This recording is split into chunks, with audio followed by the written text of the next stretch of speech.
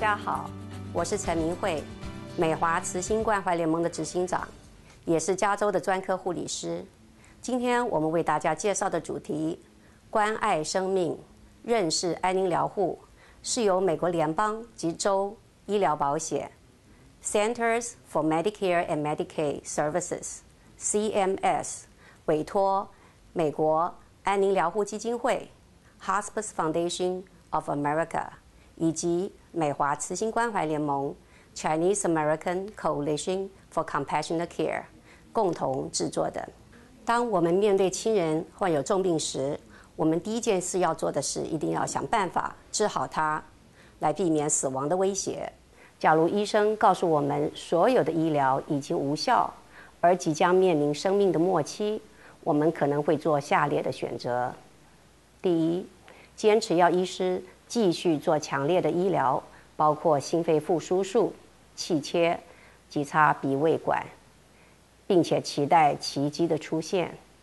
二，照医生指示停止现有的治愈疗法，而和家人一起照顾濒死的亲人。三，参加安宁疗护。我们面对这样害怕和不舍的时刻，第一次被告知安宁疗护是一个最好的选择，这个观念听起来是会让人很恐慌的。这也是我们今天介绍安宁疗护的主要目的。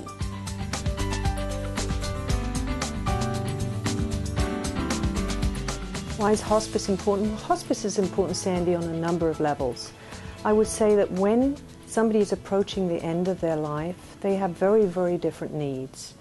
When cure is no longer an option, the focus is really on comfort, on pain and symptom management, and really supporting not only the patient but the family. The one guarantee you have when you come into this world is that you have to leave it at some point. And hospice embraces this as a normal part of life. Death and the process of dying, they're very frightening. They can be very daunting because you don't know what's going to happen. It's very frightening for that reason. I think of it as if you are sailing in strange waters. You're trying to navigate without a map. But once you have hospice on board with you, then you have the support of people with experience and knowledge about what can happen at the end of life.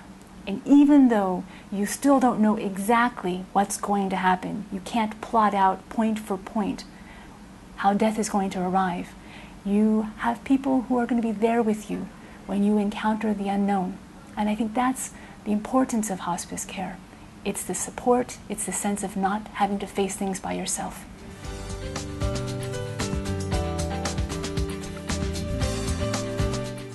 华人家属常常请求医师不要告诉病人他得了绝症，病人不知道自己快走了，很多事情没有交代，未了的心愿无法完成。最不幸的是，如果病人猜测自己将要离开人世，可是为了不要伤到家人的心，而假装不知道。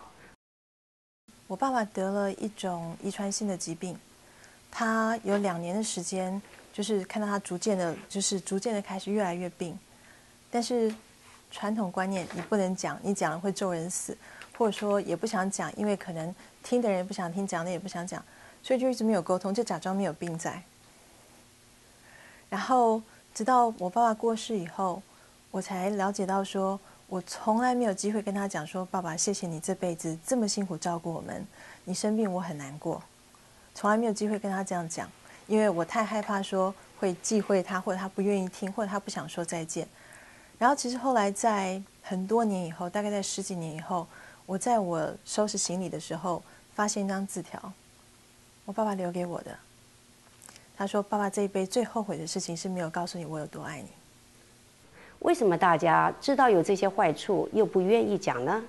也许主要是怕病人会受不了，也许不只是为了要保护病人，而有可能是家人不知道要怎么和病人讲。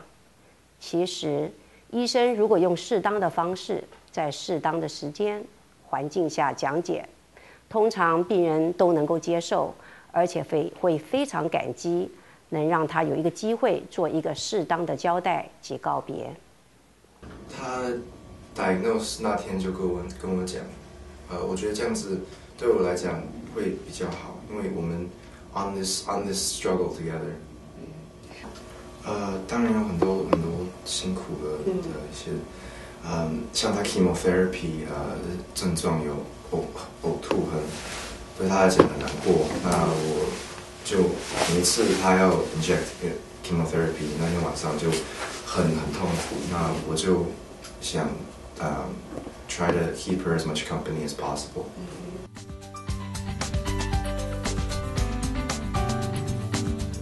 现在让我们来回顾一下安宁疗护的历史。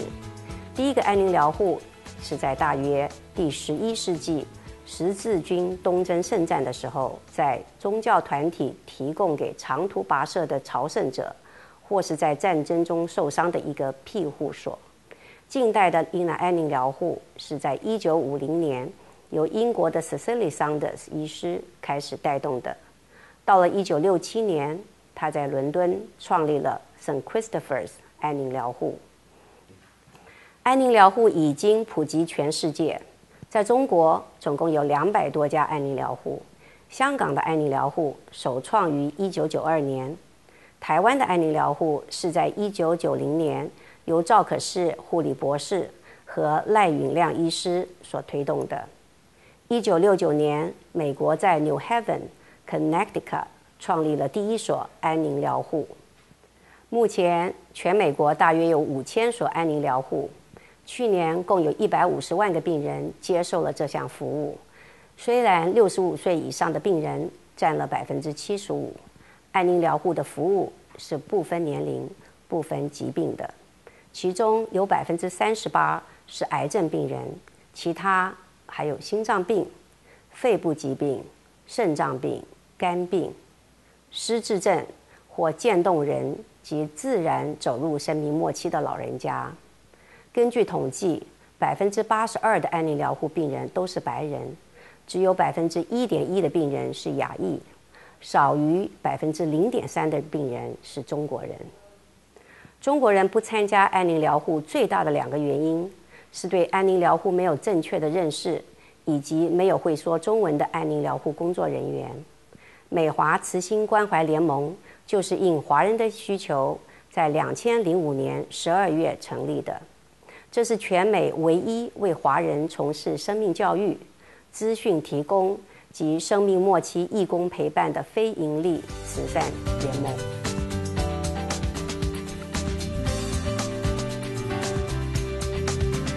大部分的人都不希望在生命已经走到尽头时，身边没有亲人，而且是有许多不认识的医疗人员，在陌生的环境，比如医院的急诊室或加护病房，身上被插满了管子，受了很多痛苦，离开人间。虽然有70%到80%的人都希望在家中，在亲人陪伴下，很平静、安详地走完人生的最后一程，但是全美有超过70%的人无法在家中过世。安宁缓和疗护就是一个符合大部分人需求而被 Medicare 认可的服务。Palliative care is a medical subspecialty that treats people's quality of life, emphasizes quality of life. So we treat pain and other symptoms that come along with any advanced or life-limiting illness. And the most important thing is that palliative care can and should be given alongside treatments that attempt to cure or prolong life. So a lot of people confuse palliative care and hospice care. Hospice care is actually a specific type of palliative care that takes care of people who are coming to the end of life, whose prognosis is usually 6 months or less. And usually, to get hospice care, you have to decide not to get certain life-prolonging treatments. Sometimes chemotherapy or radiation can't be given in hospice care. But with palliative care, you can get all kinds of life-prolonging treatments. And so you really shouldn't wait to get palliative care. If you have any advanced or life-limiting illness, you qualify for palliative care, and you deserve to have your quality of life as well as have your treatment for your disease. 缓和疗护的对象不只限于末期病患，当病人接受其他治愈性疗法的同时，也可以接受缓和疗护。通常，末期病患在接受安宁疗护之前，会先接受缓和疗护。一般来说，为提早提供这种全人的服务，各大医院以及一些社区服务中心都设有缓和疗护的服务。Palliative care often is a bridge to other services at home, especially hospice care. So many of the discussions we're having around an advanced illness, we then talk about what kind of services can be provided at home to help support the person who's being the caregiver, to make sure the patient is getting excellent pain and symptom management, to make sure that communication with the doctor is occurring well. So we're talking about hospice care in the terms of an advanced illness so that services can be in the home earlier.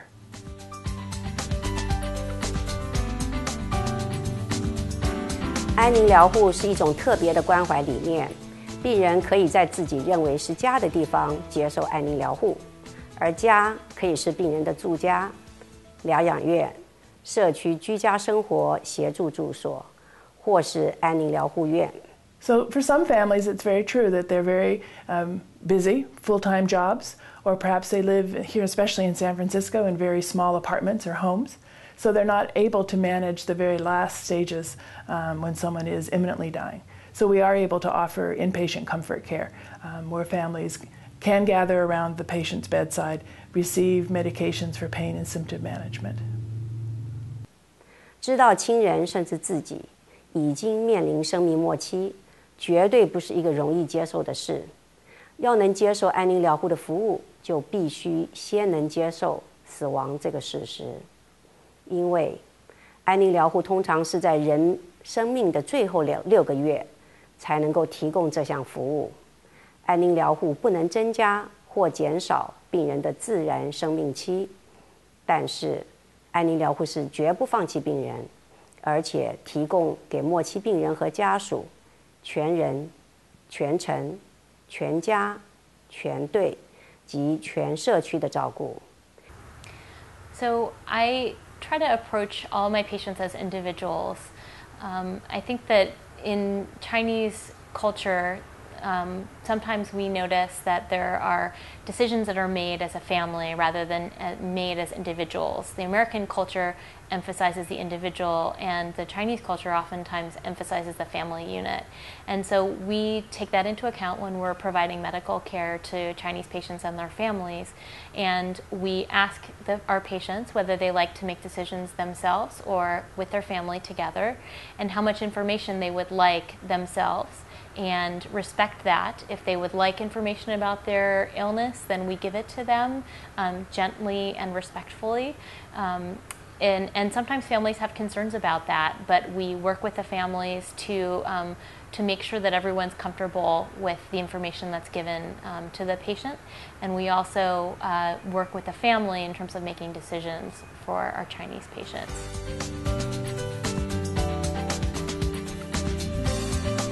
安宁疗护团队的成员包括医疗主任、护士、居家助理、社工、义工、灵性辅导师以及其他的治疗师。病人及其家属参与所有的医疗决定。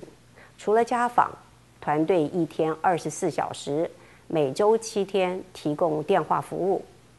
在病人过世后，安宁疗护也提供为亲友1年的哀伤辅导服务。在病人临终的时候，安宁疗护团队会比平常更频繁地去探访及照顾病人和家人。团队希望在病人的最后1程能够陪伴在病人和家人的身旁，帮助病人和家属明白濒死的现象和如何去面对它，并提供精神方面的支持，使他们减少因为死亡所带来的恐惧和寂寞。如果病人没有亲友，安宁疗护也会提供居家照顾，直到病人需要疗养院所的照顾。当病人去世以后，团队会提供亲友们情绪及心灵上的支持，并在有需要的时候帮忙协助安排葬礼。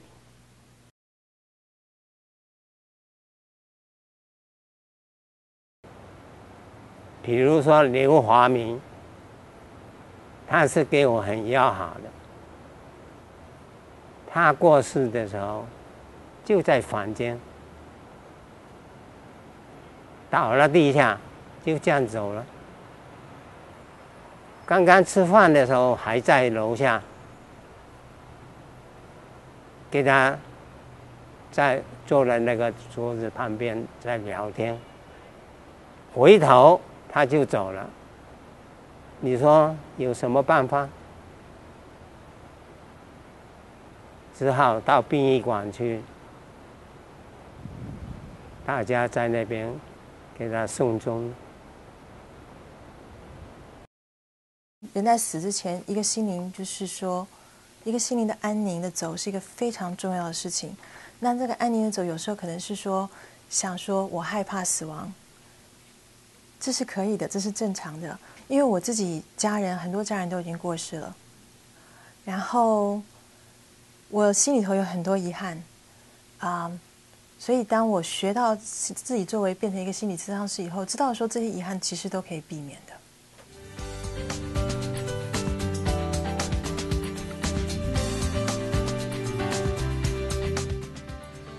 那安宁疗护呢，对我妈妈有很大的帮助，因为我妈妈终于不用再受到那种疼痛的苦，常常在那边大叫她哭那接受了疼痛的控制治疗以后，她反而可以跟我们平静的、很安心的讲一些话，让我妈妈最后在很平静、很轻松的状态下，很平安的离开人世。临终前的疼痛可能是一个濒死的病人及其家属最怕面对的煎熬。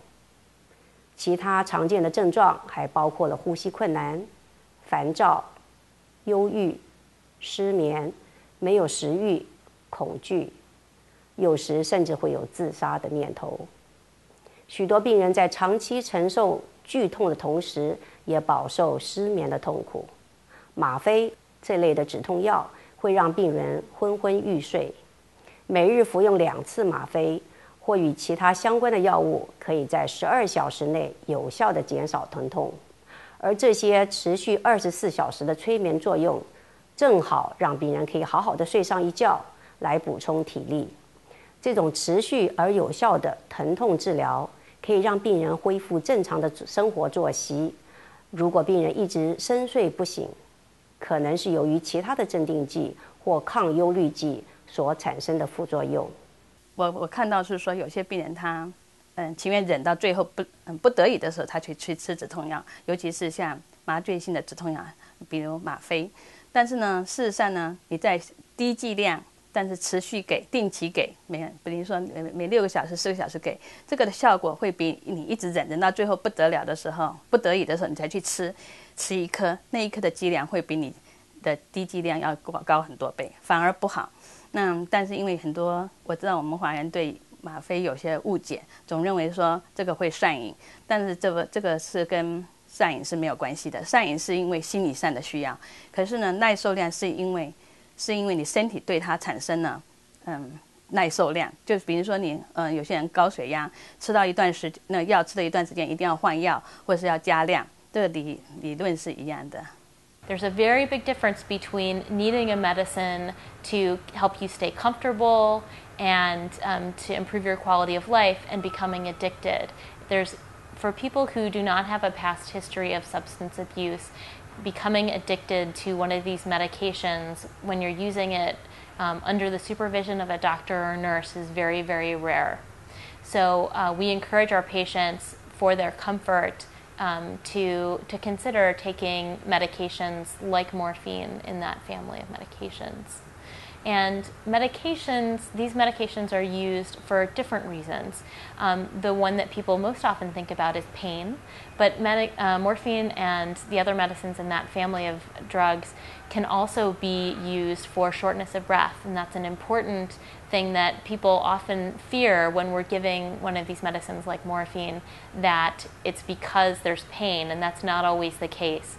When a family member might be breathing very fast in the last days of life, morphine can be particularly helpful in relieving the discomfort and shortness of breath that come.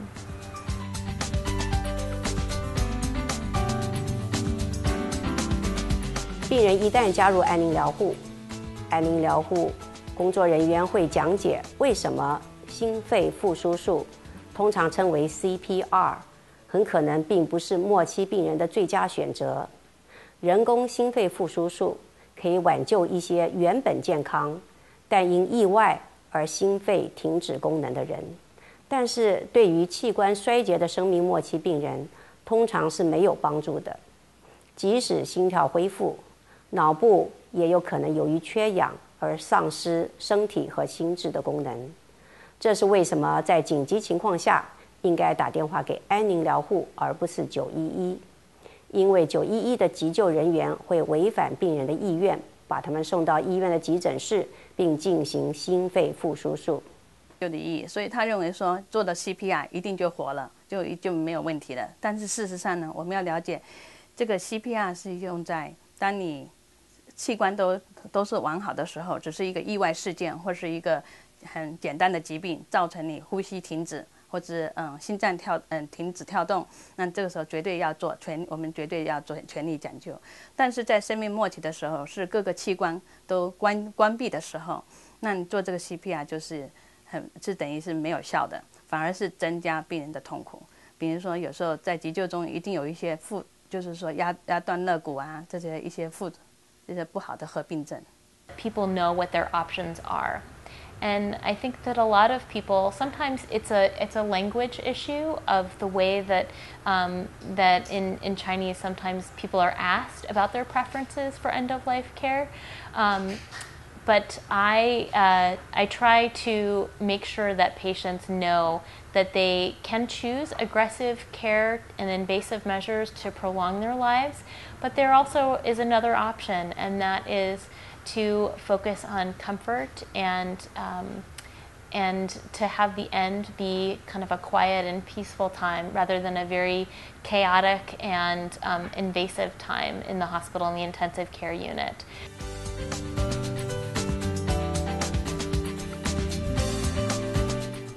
中国传统文化思想就是要为临终的亲人尽孝道，尽力而为地为病人进行抢救。即使病人的各个器官都已经开始衰竭，还是坚持要替病人插喉管、胃管、做心肺复苏术。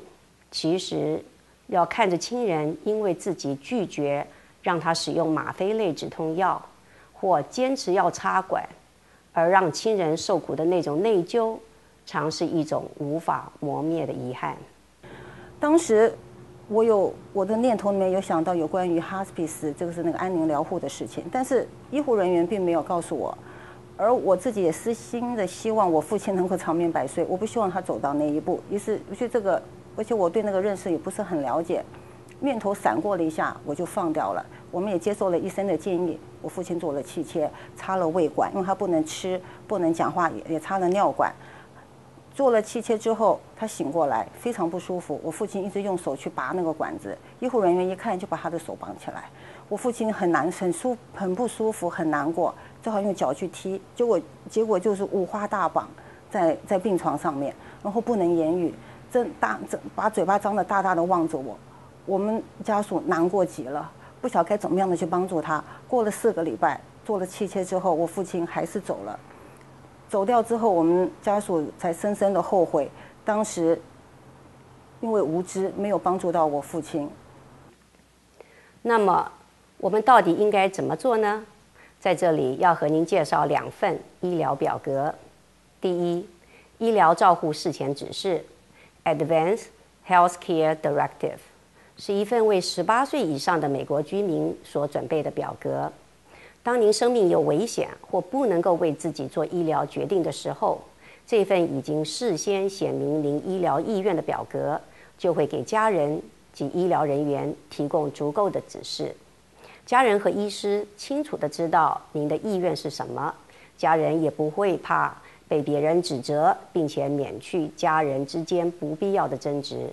家人也不需要怕为了没有尽力而为而终身内疚。更重要的是，医疗照护事前指示是一份法律承认的文件，医院和医师必须照表格上的指示去做。换句话说，您有完全的自主权。如果您希望家人为您做医疗决定，你也可以清楚地写在表格内。2. 维持生命治疗医嘱 Physician Orders for Life-Sustaining Treatment POLST 简称 POST 是一份由医师和病人共同签署的表格。这份粉红表可以清楚地指示在生命末期要或不要接受何种的医疗，可以帮助重症病人有更多的医疗自主权。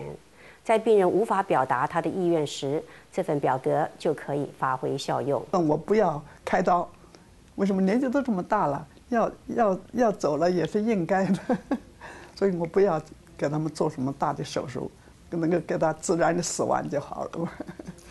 要走了，什么机能都减退了嘛，这是应该，没有什么急救的必要，所以我觉得自然的死亡是最好的。我哋打理有超過1000個老人家啦，咁我哋嗰個目的咧就希望可以喺佢哋仲清醒，仲可以為自己決定醫療照顧嘅時候咧，就可以寫低佢個意思係點樣。咁因為我哋覺得呢一樣嘢咁重要咧，所以我哋咧就盡量鼓勵咧，我哋安樂居每一個老人家咧都填呢份表格嘅，咁就希望可以係有個指示，唔單止俾佢自己啦，亦都可以俾醫生、護士，我哋嘅醫療小組就同埋佢屋企人咧，就知道佢自己意思係點樣。未推行呢個計劃之前咧，喺安樂居咧，我哋都有啲擔心嘅。我哋啲職員就點樣去同啲老人家去傾咧？因為我哋都有少少擔心話老人家會唔會接受到傾呢一樣嘢。因為有好多時喺唐人嘅社會咧，呢個咁樣嘅議題咧，都唔係話咁多老人家接受咯。即係你好似同佢講嘅時候，佢會覺得我係咪就嚟死咧？或者係我係咪就嚟會生一場大病咧咁樣？咁但係訓練過啲員工啦，同老人家坐低傾咧，都有少少意外佢哋嘅接受程度咯，因為佢哋都覺得有咁樣嘅機會，等佢哋去反映翻佢自己嘅意願係點樣啦，其實係一個好好嘅現象嚟嘅。我個人在內科癌症病房待了將近30年，所以我看到很多問題，就是說，第一個就是缺少中文的資訊或是華語的教材，所以呢，很多病人會誤認為說，我要去參加安寧療護就是放棄我不救我。那另外就是說，因為我們傳統的忌諱不談論死亡，所以家屬跟病人之間不談的，但是呢背後呢都來問醫務人員說，這個病人的現在到底情況怎麼樣呢？那病人也知道自己不行了，因為這個身體的有情緒嘛，所以呢就造成彼此之間不談，可是病人在受苦。然後但是呢即使是有時候他們就是談了，但是家屬呢因為不捨，所以有時候病人的願望不見得就會被尊重，就會照病人的意願去做。那也有碰到有些病人他自己可以做決定，他也加入了安寧療護，但是他發現到說將安寧療護裡頭的醫護人員沒有華人，所以有時候呢他很苦，心靈上的苦悶沒辦法由懂母語的人來跟他分擔，或者是說他想吃一些中國的食物，那美國護士也不知道要去哪裡買，到底是什麼東西。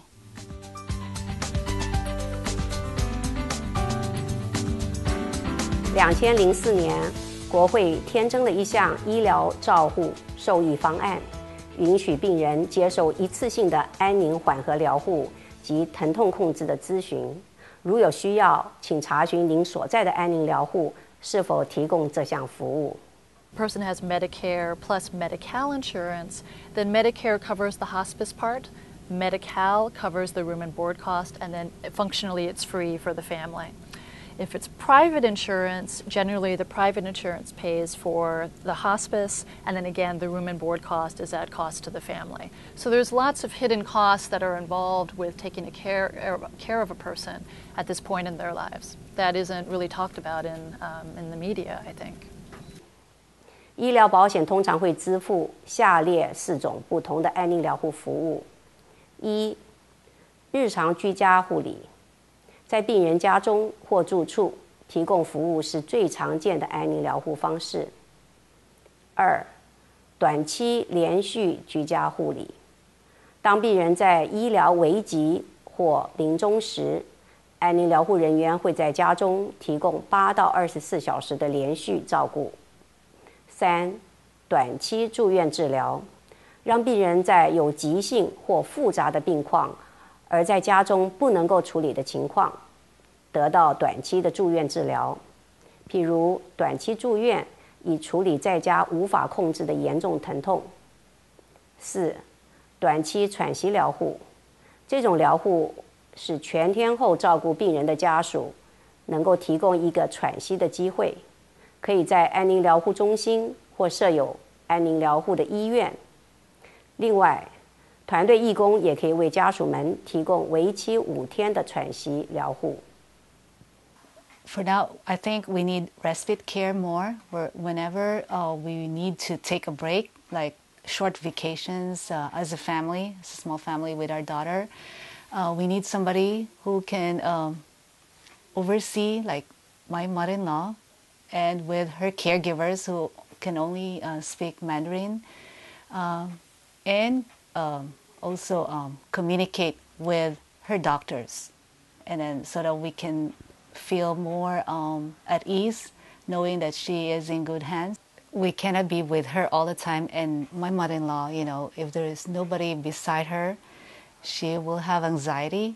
So we thought probably it's best to have somebody that she can rely on while we're away. But at first, the beginnings, it was hard because she had to adjust. She always looked for us when we go out. But lately, slowly, she was able to, feel secure with them.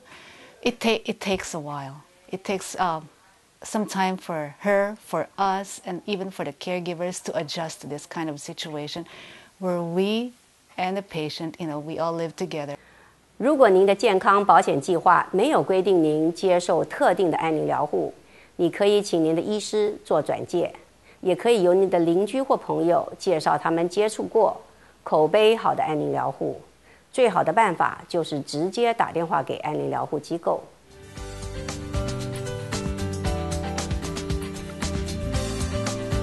很多人以为安宁缓和疗护是高收费的服务。安宁疗护通常是由 Medicare 联邦医疗保险给付，它支付所有面对重病时所需要的身心灵上合理与必要的费用。美国国会在1982年通过由联邦医疗保险提供安宁疗护给65岁以上的病人、65岁以下的残疾病人，包括任何年龄患有永久性肾功能衰竭而需要肾透析或肾移植的病人，他的住院保险。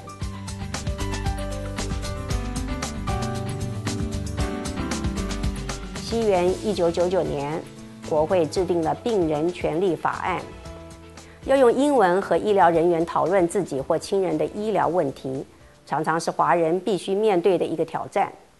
美国法律保障居民在就医的时候可以要求医疗口译员。现在来说呢，每一家医院甚至是私人的诊所，他们都有这个责任呢，提供不是英文不是母语的移民呢一个口译员，无论是什么语言。那3分之1医院呢，每一个病人呢，如果你的母语不是英文的话呢，你都可以跟护士说我想要求一个口译员。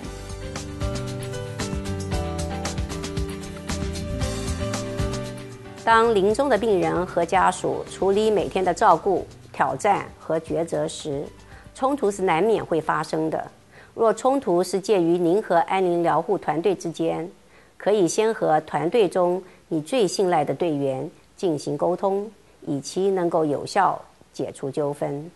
The volunteers provide an amazing support to the rest of the team. They're just as an integral part of the interdisciplinary team as the doctors, the nurses. They can provide support to the caregivers. They can provide company for the patient. And it's not something that they do lightly. Most of our volunteers have had a hospice experience within their family. They've gone through extensive training. And they go through quite a lot before we actually let them be out there with our patients and families. So it's quite a role that they play. And because they're a volunteer, because they don't have an official title, that they are the nurse, the doctor, quite often our patients and families open up to our volunteers, and the information they bring back to the rest of the team just really help with providing the best care we possibly can for both patient and their family members. 我觉得临终关怀最完美的就是大家要互动，就家属跟我们义工要大家互动，互动才能够深切的了解病患者需要什么。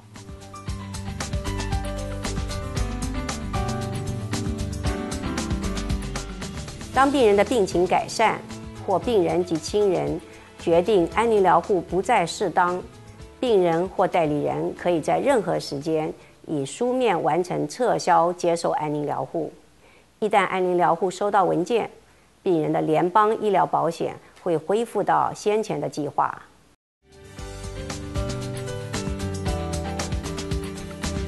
那我们首先要知道的是说，每个人度过悲伤的方式都不一样。有的人是希望从比如说宗教方面，有的人是心理咨商，1对1的心理咨商，然后也有各式各样不一样的 support group 来帮助人。那我觉得一个 support group 一个很好的重点就是，华人的社会我们是比较互相帮助的，所以在 group 的场合里头，大家 feel very comfortable to share， 然后去了解这个情况，其实我觉得是蛮适合华人的。然后基本上呢，有一些事情，基本事情心理咨商是做的，一个是帮助病人去找寻资源，也许是人，也许是宗教，也许是社会团体，去帮他们走过这些。第二个是能够知道说他们走过过程，就是不断的帮助他们了解说他们走过过程是正常。第三个就是说去预防说这个悲伤的过程变成说一个伤害自己的过程。在他妈妈过世前大概1个礼拜我才知道的，所以基本上那时候我没有太多的机会跟 Andrew 沟通。怎么讲呢？就说他对很多事情可能很愤愤不平，然后很不满，然后我想我也看了一些这方面的文章，所以每个人 grieving 的方式不一样。那这也是其中之一。那我只能说慢慢化解他心里对这整个事件发生，好对他造成的影响，然后对他觉得说为什么会发生在他身上。那我只能说慢慢的跟他沟通，慢慢让他走过这一段。那我想时间也是蛮好的一种治疗的方式。渐渐的他在这边熟悉的环境，交到朋友以后，他渐渐的也能够走过这一段，然后能够重新再面对生活，重新站起来，重新展开他的另一段人生。那我是觉得说这整个过程是很辛苦，可是毕竟也是走过来了。With children facing grieving, it's important that we attend to their needs at an early age because we want them to be able to flourish as adults. And it's really important that we address their grief issues when they're young. That can involve art therapy, or sand tray therapy, or play therapy. And I think what parents have to understand is that children don't express their grief verbally. And if they can do that, and again, in a safe and contained environment, they're going to be well-adjusted adults. A core element to the practice of spiritual care is interfaith, is meeting someone where they are, regardless of what their faith may be, and supporting that. So as a chaplain, there are times in which I may pray with someone. There's a time when I might do meditation with someone. There may be a time when it's clear that I'm not the right person to support them, and so it might mean that I have to go and find a priest or an imam or a practitioner from their faith to make sure that they're involved. It's not assuming I have all the answers, but it's really about listening, paying attention, being present with them, and finding what's most important and most helpful as a resource for them. 当时她的主治医生告诉我们，婆婆已经进入了最后的阶段，在她生命的尾期了，也希望我们能够接受安宁疗护。对于我自己来讲，因为2年前我父亲的离去，没有接受安宁疗护，我们受了很多的痛苦，一直到现在。我不希望这个事件又重现，所以，可是因为我有媳妇，我又不能去说，该怎么办呢？就在这个时候，我们有机会认识到了美华慈心关满联盟，他们派了义工来跟我们沟通，让我们认识什么是安宁疗护，于是我们就接受了它。后来接受它之后，我们就从医院把婆婆接到家里面。接到家里面，哇，婆婆多轻松多自在，好开心哦！因为家里是她多这么熟悉的地方，一直有24小时，我们亲人都在旁边陪伴，然后还有她的小狗狗。因为我们在医院的时候不可能有把狗带去，在医院她受尽的都是折磨，每天就是打针插管。我婆婆痛苦死了，每天就打针呀，她不要，她跟我们说她不要再去医院了。那自从在家里之后，他每天好开心，那身体状况好的时候，我们把他推到后院去逛一逛，他就好像恢复到他以前没有生病的那种生活状态。我婆婆接受了安宁疗护的时候，安宁疗护他们还派了2位义工到我们家里来教导我们怎么样照顾婆婆，让她更 comfortable， 他们也同时兼顾到我们家属的心情呀。我们在这个上面学到很多呀。最后婆婆是2个礼拜之后离去的，但他离去的时候，他是在睡梦中带着微笑，非常安详，我们也家属非常安心。Frequently, I get asked the question, why do you choose to go into hospice and palliative care? I think in some ways the answer is pretty simple, in that for me, I think that's an area where I can have the most impact in terms of caring for patients and their families. There's a huge need at the end of life that even when as good as modern medicine is, we can't cure all diseases. We haven't figured out a way to make death unavoidable. So in that very real world that all of us have to face, then I think being able to take care of patients and their families in a holistic way that addresses their physical, psychosocial, spiritual concerns, and to be able to support them in this very last phase of their life is so important, and that they feel well supported and that they're not abandoned. And this is why I choose to do this work. 我试着和大家详细介绍了美国安宁和缓和疗护的服务，它的理念，所提供的服务，何时提出申请，如何协助家人处理照顾临终病人的挑战。死亡是每一个人一生一定必须有的一次经历，我们是可以预先为这个人生的最后旅程做些准备。要想走得好，我们就要活得好，善用在这世上的每一天。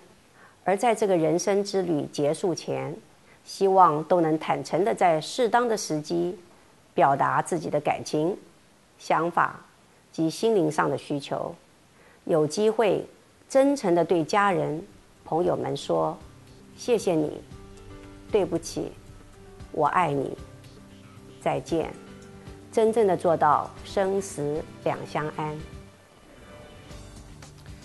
In the 24 years that San Hospice Project has been in existence, one of the things that we have always strived for is to encourage people to look directly at their experience at end of life. It is perhaps the most powerful time to look at what's most meaningful and to have the courage to look directly into that experience, however frightening, however fearful, is really the only work we need to do.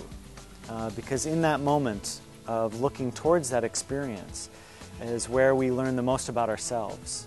And so this is core to what we try to do here at San Hospice Project, is meet each person where they are and bring them as much support and much kindness as possible, so that that experience that they're having, however fearful, can be eased and their passage can be calm, full of love, and full of peace.